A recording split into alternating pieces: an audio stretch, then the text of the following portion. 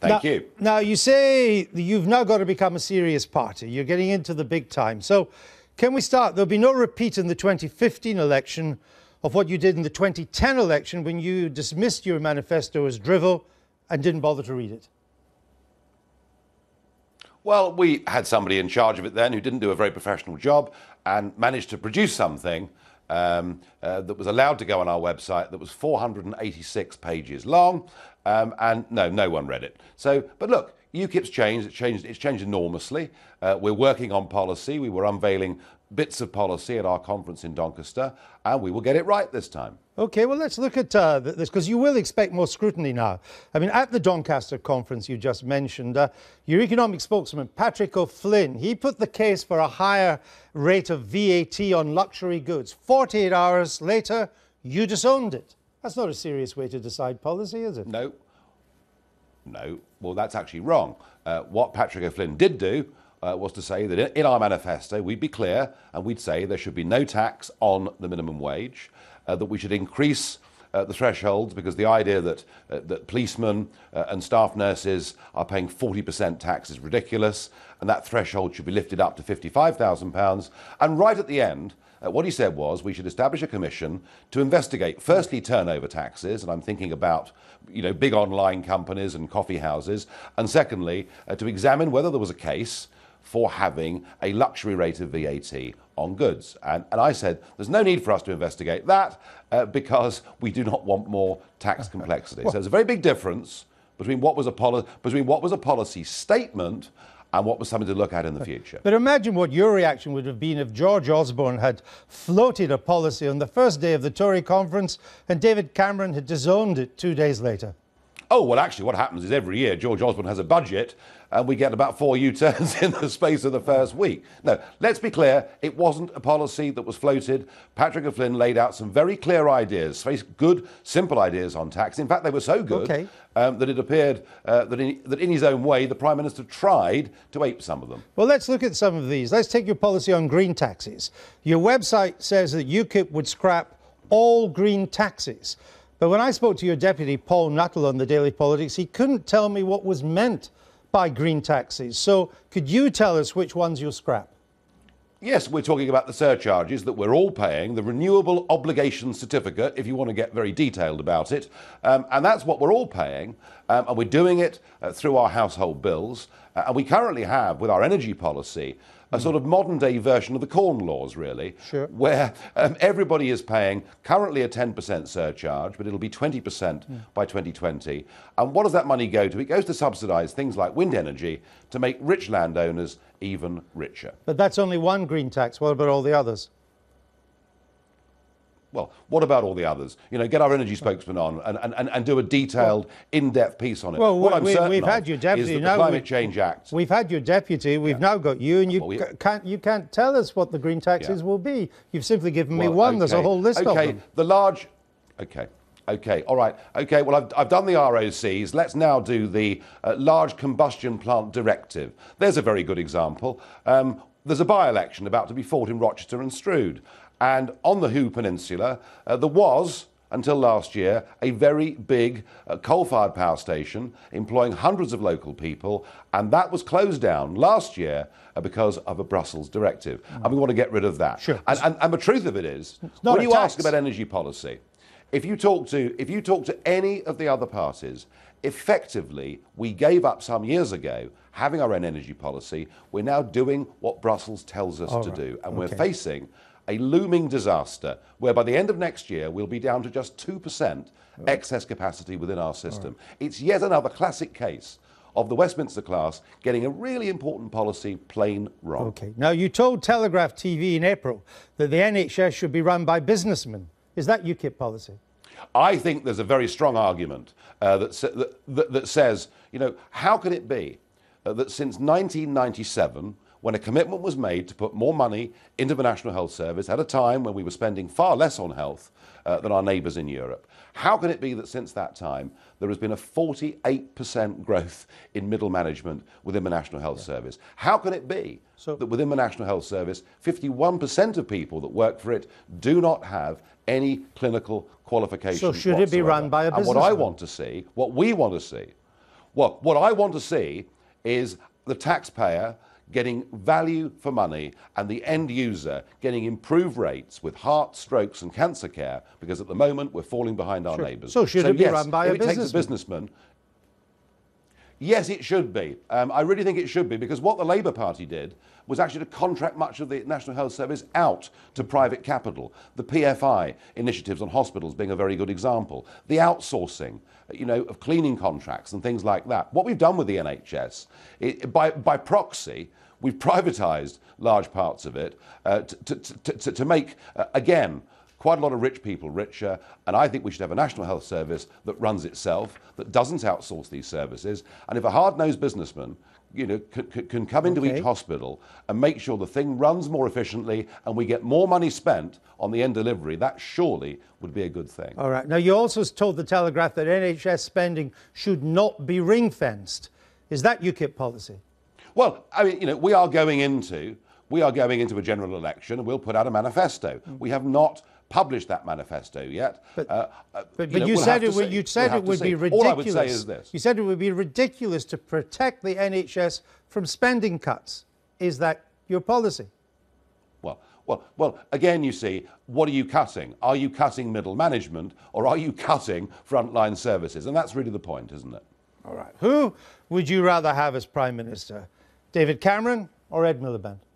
Well, we've got Jean-Claude Juncker at the moment, and whether we're discussing energy, whether we're discussing how we regulate financial services, whether we're discussing employment legislation, whether we're discussing immigration policy, whether we're discussing any of these things, we have to recognise that 75% of our laws are made in Brussels, and that effectively the general election next year, we're not voting for a change of government, we're voting for a change of management. So I don't really think it makes all that much difference. All right, but you've made your name from being a straight-talking character, not shying away from questions the way Westminster politicians do, as you claim. So let me ask you again, who would you rather have as Prime Minister? Well, ask me that after the Rochester by-election, because I think there is a possibility that one or both of those leaders may not be leading their parties into the next general election. All right. You claim that you take votes equally from Labour and the Tories, but you know that's not true. In Clacton, you took most of your votes from the Tories, you won the seat. In Haywood and Middleton, you took most of your votes from the Tories and the Liberal Democrats.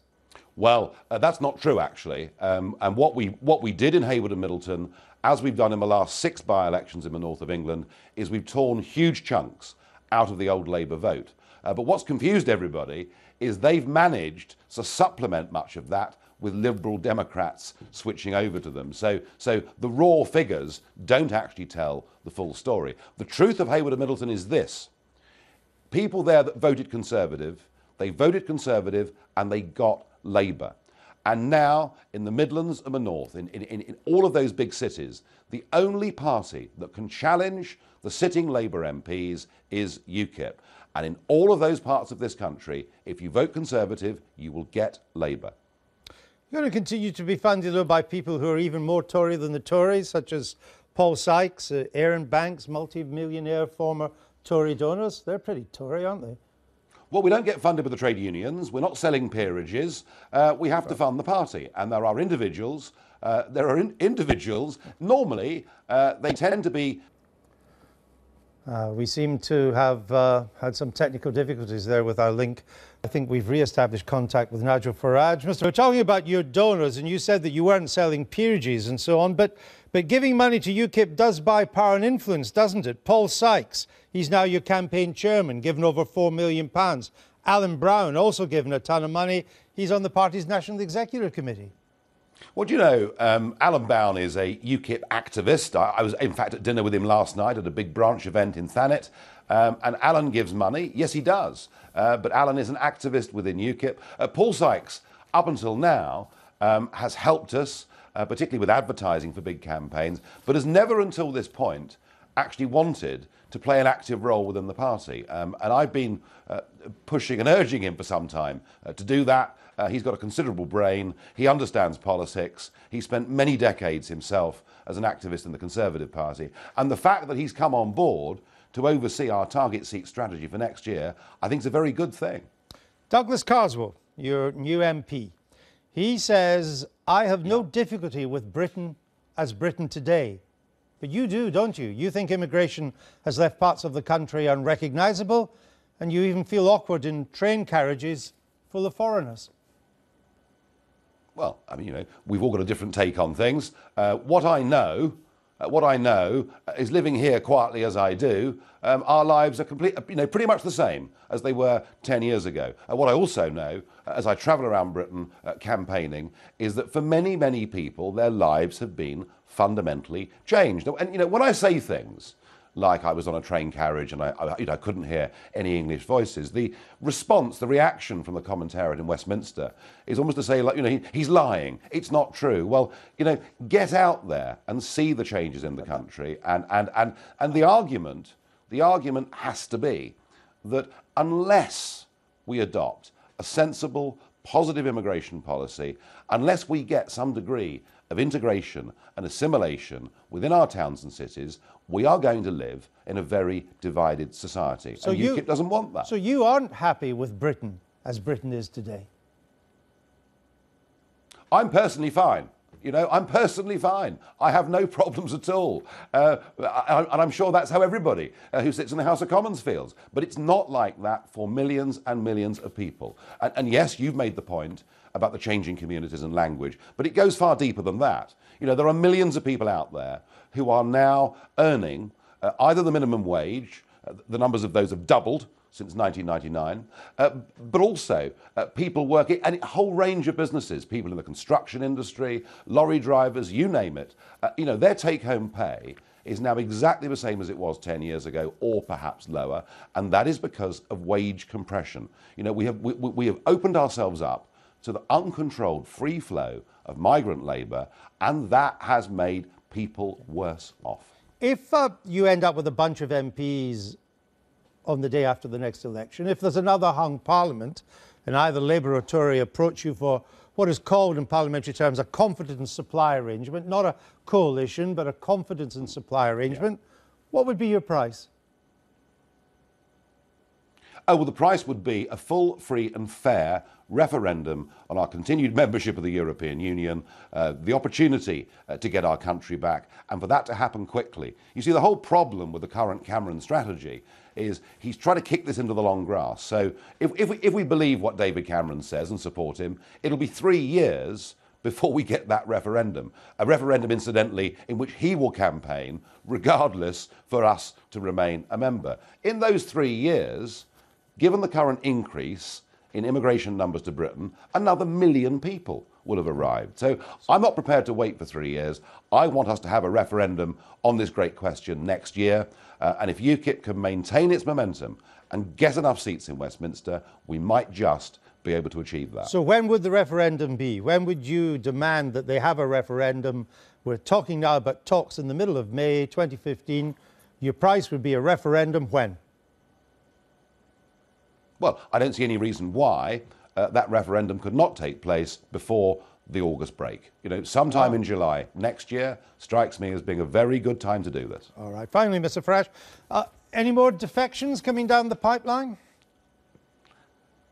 Well, why not turn this around the other way? Just imagine today that you're a backbench Tory, or indeed, in some cases, a backbench Labour MP, and you see your leaderships continuing to support an open border migration policy, not being straight with the British public about the implications of EU membership, utterly disconnected from your own constituents, and you're basically staring down the barrel of losing your seat next year. I think there'll be people who say to themselves, do you know what? We've got a better chance on a UKIP ticket than where we currently are. How likely is this Labour MP that Douglas Carswell says has been talking to him? Are you going to get a Labour defection now? Oh, there are a growing number of backbench Labour MPs who are in touch, who are connected with their constituents, and they can see that their own party is simply a mile away from its traditional support base. And look, anything can happen. I'm not going to make any wild predictions, but I would be surprised if there weren't more defections. All right. Nigel Farrage, thanks for joining us. I'm glad we re-established Thank you. contact with Kent.